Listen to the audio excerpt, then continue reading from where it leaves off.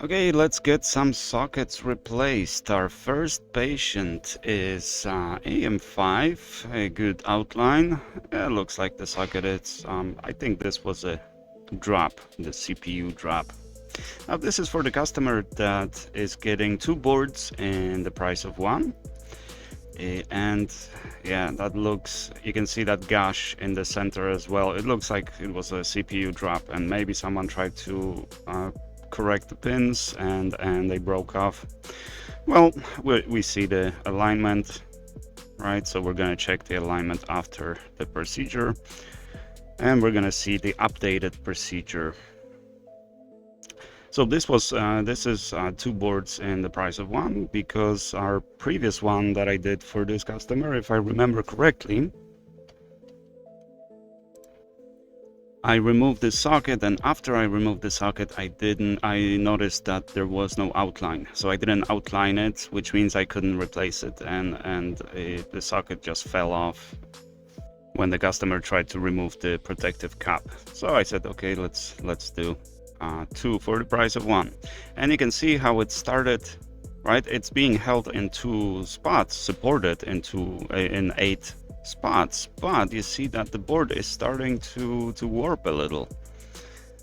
So ever since then, I always put at least 4 nuts on so I basically screw the board on to my rig, and that keeps it flat, prevents it from warping like this.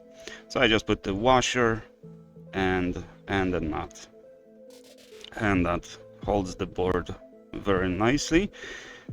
Now on this one, I think I did 4 points, so outside the.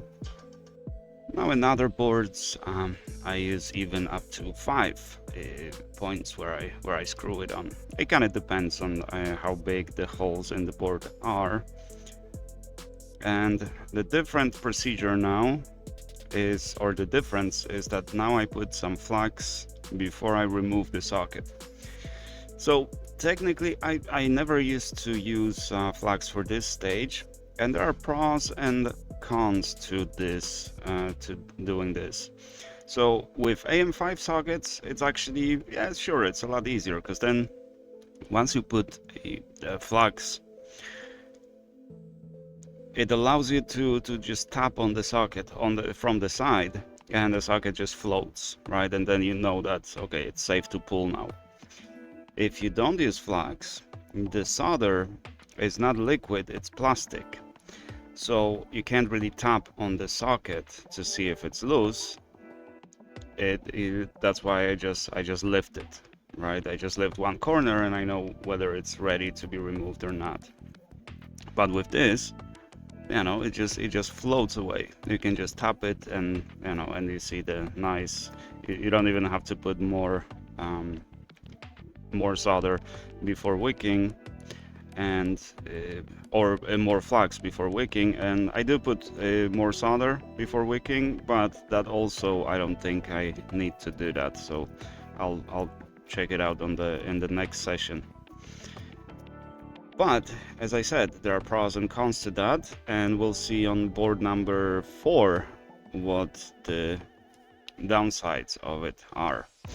And number 2 difference in the procedure, so you can see I'm reheating it relatively slowly. There's a wait for bed step that never really goes in, but at this stage, right, so we're at 205, so the board got heated to 205, and now I put flux, and I put generous amounts of flux. And that essentially improves the success rate dramatically, because by the time when you just put a little bit of flux on the board and you just let it solder without putting any additional flux, by the time it's ready to flow, a lot of that flux just burned off and it became dry. When you just flood it with flux like this, the balls are forming very nicely, the socket self aligns, You don't even need to tap on it, but you could, obviously. I don't. And that makes it solder on very nicely, even if there's a little bit of warping. But it's not a, you can see that there's slight warping of the board. And after cleaning, the socket is perfectly aligned, right? Look at that. It's sitting just as it did before, perfectly aligned and perfectly clean.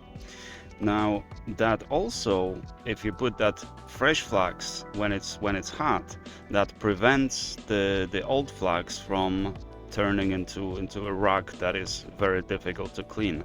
So cleaning is a lot easier, but I also improved my cleaning process. Now this took in total roughly around 30 minutes of ultrasonic cleaning to bring it to this level of cleanliness. Now this is a little bit of overkill. You don't have to use that much of ultrasonic cleaning, but I wanted to bring it to like perfection. But again, then you're risking, you don't want to lose any stickers or anything like that. So I don't know. This one is. This is the second one for the same customer. Essentially the same board. I didn't even have to modify the position of my holding rack, other than maybe the one in the center. Obviously, you have to be very careful with this because if you move it, it's metal, right? You don't want to scrape the bottom of the board. So it's very delicate procedure over here, and obviously these are M4 screws, so they fit very tightly into the holes. So if the board is slightly warped, it's difficult to put it on. And there, and it just kind of catches the thread of the screw there. And at least 4, I think on this one I used 4 screws, so a washer and a nut on all 4 corners. And then we have 4 more points of support in the center. Now this time I use a tool to tighten them, because we want them tight, not not super tight. You don't put much force into this, but you want it tight. So the board has a lot of support, essentially.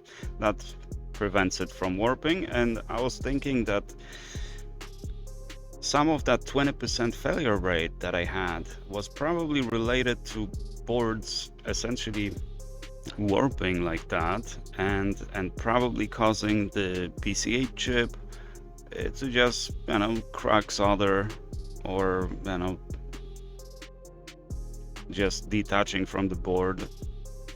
That could have been it, and the socket could have been soldered on perfectly fine, but the PCH chip just kind of developed cracks or something, and that's why the board wouldn't post, maybe. So now we don't have to worry about that.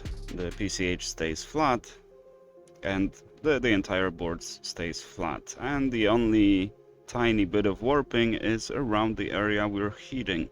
But to reduce that, also I changed the distance of the heater from the board. So typically it's around 3 centimeters. I went up to around 4 centimeters now. So that makes that heats larger area of the board. It also slows down heating because the heater is farther away, and that seems to be reducing the warping a lot as well. But there's always a little bit of warp. Now I haven't seen this procedure done with a microscopic camera, so I don't know if everybody is suffering from this slight warping around the area you're heating. or not, but well, we don't see that in any other footage that I can find. Everything on the same profile. I updated this profile and slightly, and also if you want to reproduce this, also copy my Rework TC PID settings, because you'll notice that the temperature is always staying roughly 10-15 degrees behind the set point. So if you change your PID, then you have to update the profile, reduce the temperature a little bit. And a little bit of flux to make it nice and easy. With AM5 sockets, that is definitely a way to go.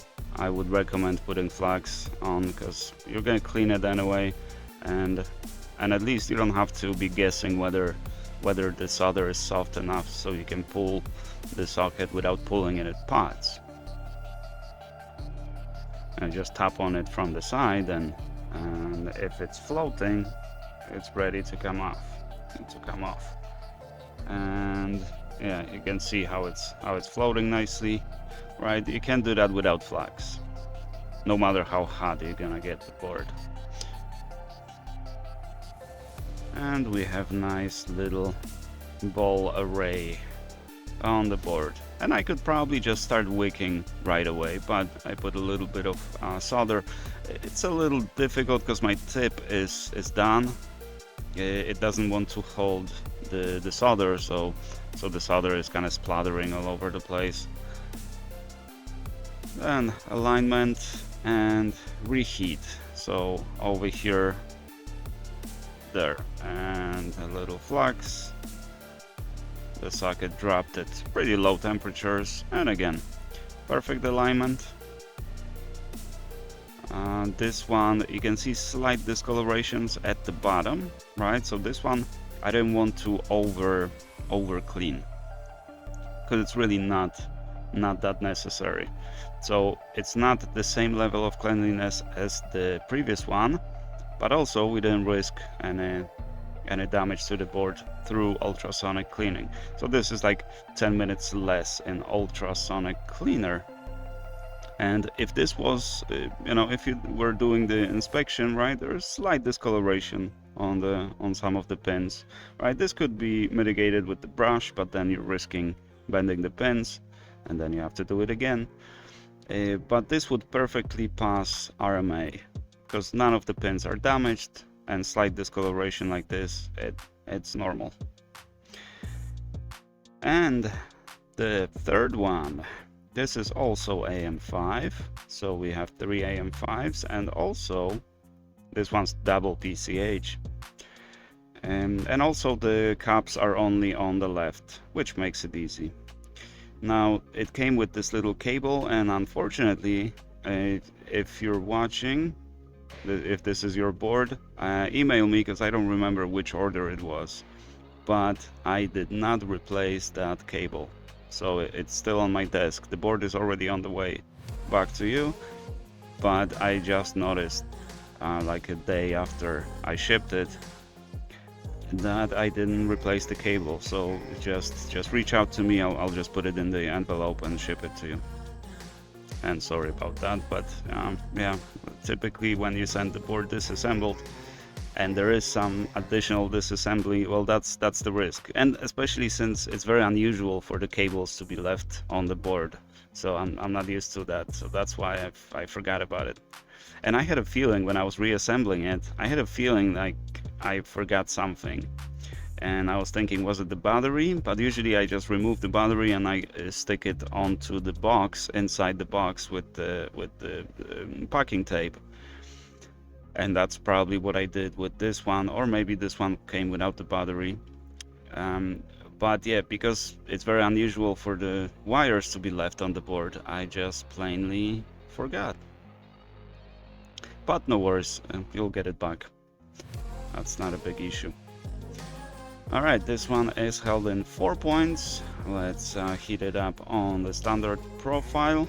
I was thinking of improving the profile by making it faster, right? Heating it up faster, because it takes an hour of preheating. But for now, I want to keep it like this, and we'll see. Maybe I'll start tinkering, because what could I do? Like, get maybe extra 10 minutes instead of an hour, like preheat it for 50 minutes instead of 60 minutes. That doesn't change the math that much. You know, if this was an improvement from 1 hour preheating to like 10-minute preheating, then yeah, that would make big difference. But maybe I have some plans of modifying the machine, so we'll see. I want to add another heater to just kind of heat the entire board uniformly, but I don't think that's a big issue. I don't think that impacted the 20%, or that I don't think that was the reason for 20% failure rate. I think the main reason was just that flux at the very end. But this is AM5, so nice and easy. Yeah, I could do AM5s. That's why when you order in my store, AM5 sockets are cheaper. Some other sockets, well, actually the cheapest ones are AM5s, because both the sockets are relatively cheap. They're like $10 instead of, in some cases, $30 for socket. And it's the easiest procedure. No need to worry about caps or anything. You know, there's always a lot of room around the socket,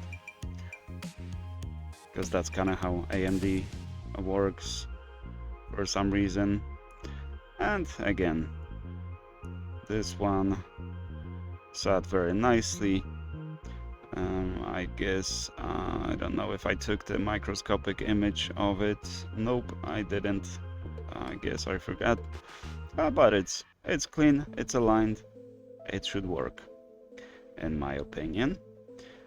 And the Wi-Fi card was unscrewed, but it wasn't detached from the board because the panel was still on. But that's not a problem. If you don't feel comfortable removing that panel, it's really not a big deal. You can leave it on. Just, yeah, whatever you're not feeling comfortable removing, just leave it on. Or if you don't know how to remove it, leave it on. The main problem, or the main purpose, is just to remove those heavy heat sinks. The rest I can remove, no problem. Alright, so that was the final AM5, and here we have the smaller boards. Smaller boards are always have higher success rate, because they don't warp that much, because if they're smaller, they're usually much thicker. And those miniature boards, those super small form factor, they're really thick. They don't warp at all. Now this looks like a heavy damage. This looks more like someone was using gloves or something, and then just the socket caught it caught your sleeve of your sweater or something. Also heavy damage to the plastic and dirty. So yeah, this was sitting somewhere, probably. Worth a shot, definitely worth a shot. It's a nice board. But since this is Intel, and this one I caught in 5 points, so washer and a nut, so on all 4 corners and in the middle, one in the middle. So this one didn't suffer much warping for 2 reasons: more points of support, and it's a smaller board, so it's a thicker board. So this should be a success, but I guess we'll hear back. Nice and tight. Thermocouple, very close to the socket. And this one has caps on the left and at the top. So I needed 2 pieces of aluminum foil. It's like a triple or quadruple ply. Alright, so it should keep the caps at least a little less exposed to heat than without using that. Before I never used any protection for the caps, because if we're heating it, you know, to 200 degrees, you know, the caps are on the board that is heated up to that temperature, so the cap is going to be heated up to that temperature in either case, but it just reduces that exposure to infrared from the top. So maybe a couple degrees lower, maybe that improves. Maybe that reduces the risk of explosion. I'm not sure. But it's not a problem to cover them, so I just cover them. Maybe it helps, maybe it doesn't. So now we're at 205, well actually we're at 185, and that's when I put flux, so a little early. But essentially as soon as the top heater kicks in, I put the flux on. And here is the downside of this method. So if I don't put flux on, the solder is plastic, so I can grab the socket very nicely because it's nice and sturdy, and just pull it up and remove it without touching the caps, without messing the caps, because it's really difficult. Once you move those caps, it's very difficult to put them back in place, right? But if the socket is floating like this, right, it's kind of difficult to grab it, and you can't see that, and I can't see that either because it's right at the top left corner where I moved the recaps. The recaps were slightly shifted, right? And at the moment I don't even see that yet, right? Because there's plenty of flux, and so I can't see it yet, but I will in the second after wicking and after cleaning the flux, right? And I think now I noticed that there was a few more parts that needed a little more wicking, and now I see it. So I put some flux on it, and header 385 at roughly 90 liters per minute. That was not enough, so I started upping the airspeed, but that wouldn't help, and also I didn't want to blow the cap, because once it releases, it's easy to just blow it away. So instead I reduced to around 90-95 liters and all the way to 420 degrees. The temperature at the bottom, as you can see, is at around 160-170. But we'll see after the procedure whether you can tell that the cap was moved. I think if you didn't know, you wouldn't notice, and I'm pretty sure this would pass for RMA, but we'll see in a second. So reheating, as you can see, we get stuck at 177, and then I manually skip the step, so I just keep it for as long as I feel I need to.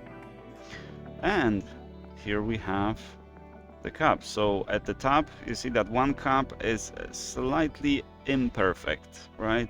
But you wouldn't, if you didn't know, you wouldn't tell. 3 caps were resoldered here. Same amount of solder, I know, and the caps aligned, and the socket perfectly aligned, perfectly clean. This would definitely pass an inspection for RMA. So if it doesn't work, this is definitely RMA-able. And the cap, yeah, I wouldn't tell. But that's it. Hopefully everything will work.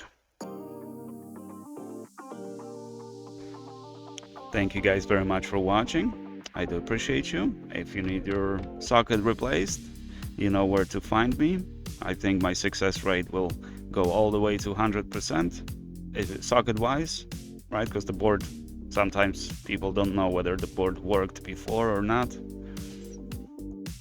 And we replace the socket and the board doesn't work, and before we could blame the socket replacement. I think from now on there's not gonna be a socket replacement issues. I think I nailed the procedure now to a perfect 100% success rate, and that's primarily thanks to you guys and your feedback.